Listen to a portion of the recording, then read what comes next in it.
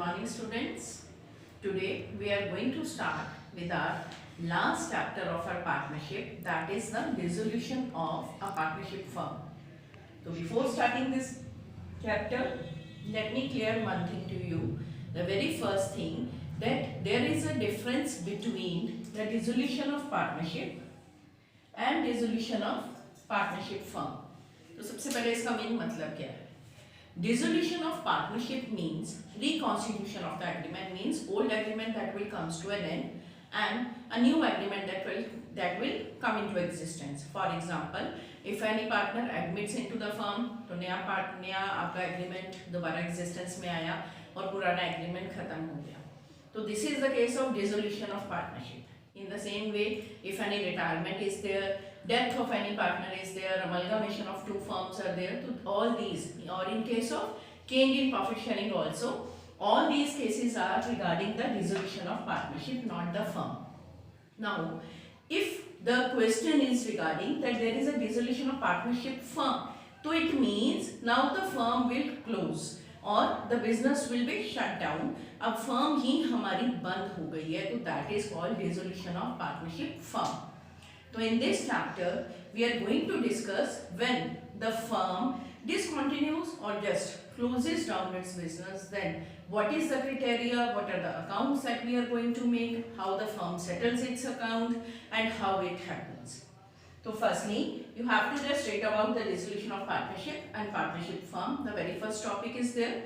Then after that, the second one is modes of dissolution. Modes of dissolution means firm किस तरह से dissolve हो सकती है. तो उसके अंदर सबसे first है without the intervention of court. Means mutually the settlement is there. The partners they decided to dissolve the firm. तो वो mutually या फिर on the happening of any event or when the objectives of the firms they are fulfilled, then it will automatically closes. So it means without any intervention the firm closes down. और the second क्या है? By the order of the court. Or sometimes if any partner applies to the court or give notice regarding the dissolution, तो उस application पे और अगर firm continuous losses में जा रही है और if the court also just satisfied with all the conditions of the firm के फर्म को बंद ही हो जाना चाहिए, in that case also that is called by the order of the court कि फर्म आपका बंद हो जाएगी, that will closes down its business. And then this is your second topic in the theoretical part के firstly the difference is there, then settlement mode is there, and after that the third thing is settlement of accounts. अब जब firm बंद हो रही है तो वो अपने अकाउंट्स को कैसे सेटल करेगी? तो सेटलमेंट में the priority basis are there कि how the liabilities are just paid off and how the firm is closes down, all its asset liabilities कैसे ट्रीटमेंट होगी. तो फर्स्ट केस में सेटलमेंट में सबसे पहले फर्म आउटसाइड लायबिलिटीज की पेमेंट करती है. ठीक है, तो all assets are sold and whatever the cash and with the balances of such assets, all the outside third party liabilities are paid. तो कई बार क्वेश्चन आ जाता है what are the priorities कि how the accounts are settled. तो उसके अंदर सबसे पहले outside liabilities are settled just like creditors, bills payable, outstanding, any provident fund and all that. और second number पर the settlement is done regarding the partner's loan account. If any partner has given loan to the firm, then that will be settled by the firm. Number 3, the capital account is settled. Means जो assets को बेचकर पैसे आएंगे, liabilities की payment हुई, then loan and then capital account. All that will be settled. If anything remains, then it will be divided between the partners in the profit sharing ratio. तो यानी अगर हमें settlement पूछी जाए, तो in this way, in this particular order, the liabilities are paid. Settlement के बाद next is accounting procedure. कि which are the accounts that we have to make in such dissolution of a firm. The very first account is realization account is opened. अभी तक हमने revaluation account पढ़ा, जैसे कि change in profit sharing ratio में था, then admission, retirement, death का topic तो delete ही हो गया था almost. तो it means realization account he revaluation account भी है. revaluation account में हम assets और liabilities को revalue करते थे.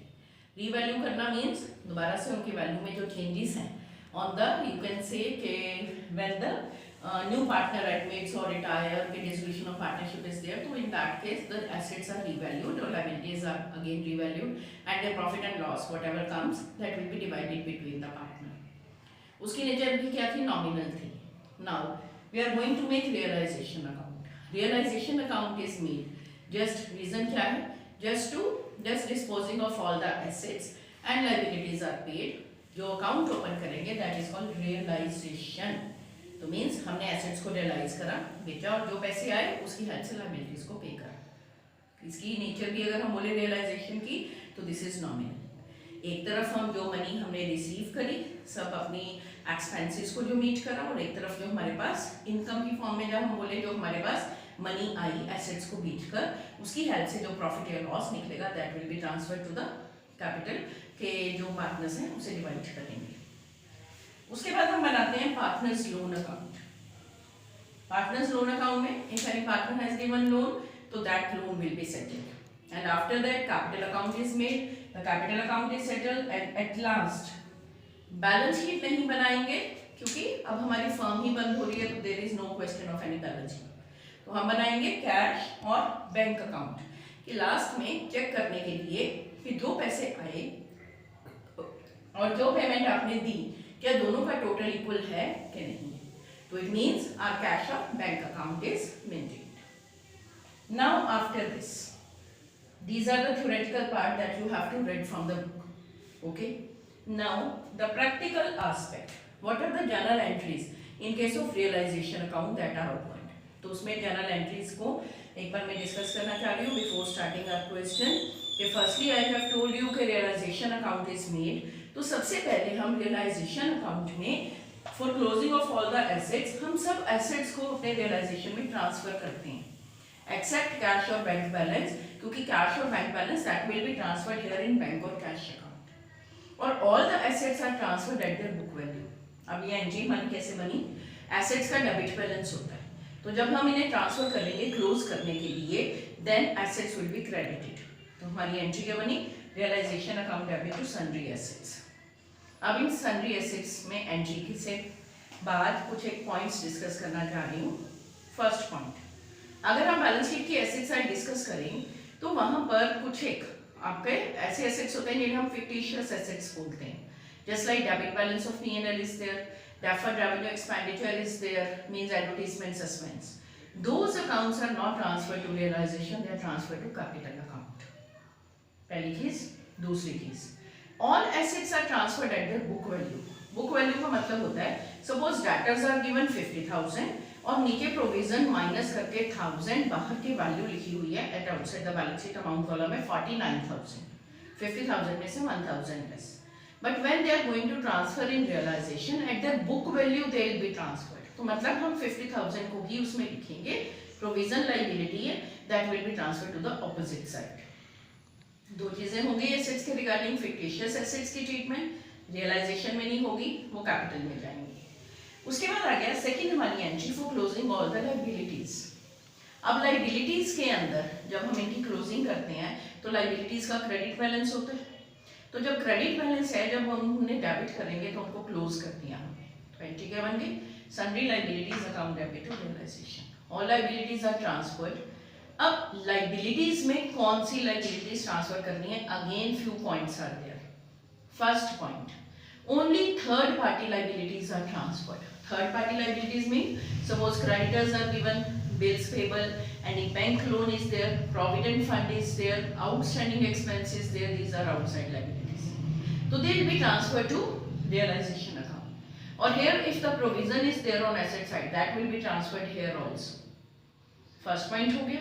Second point, liability side में sometimes few reserves are there.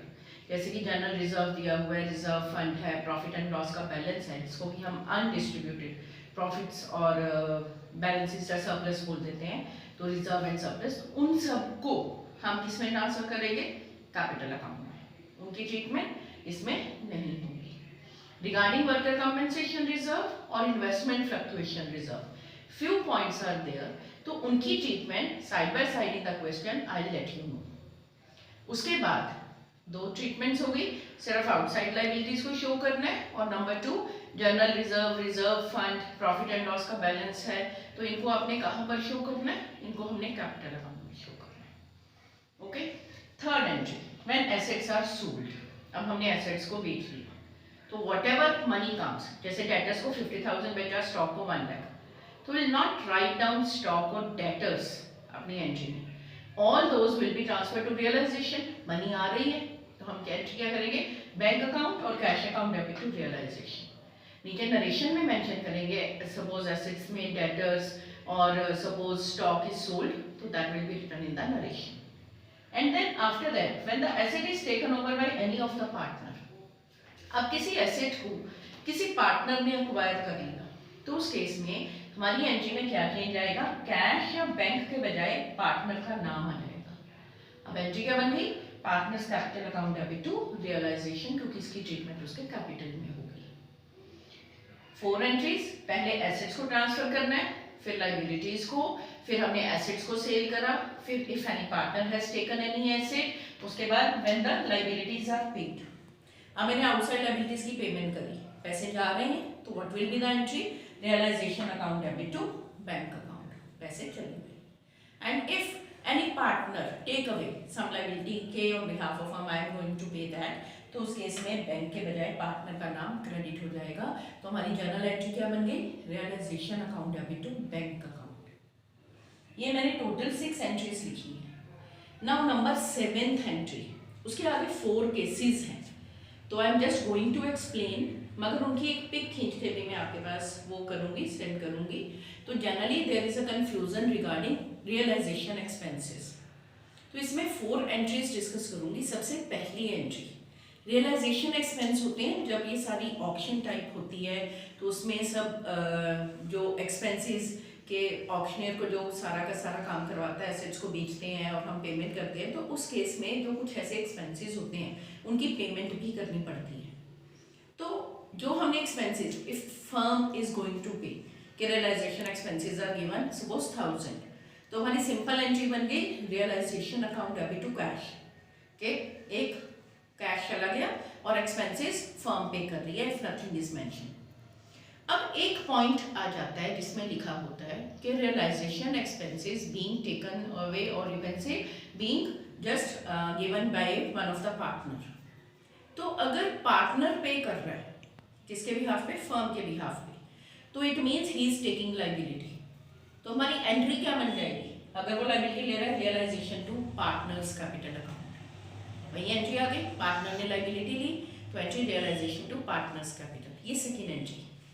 Third entry, if the realization expenses are paid by the partner and he is going to bear the expense, उसी ने beer करने थे क्योंकि उसके बदले उसे कमीशन या कुछ मिल रहा था, और he is going to bear the expense.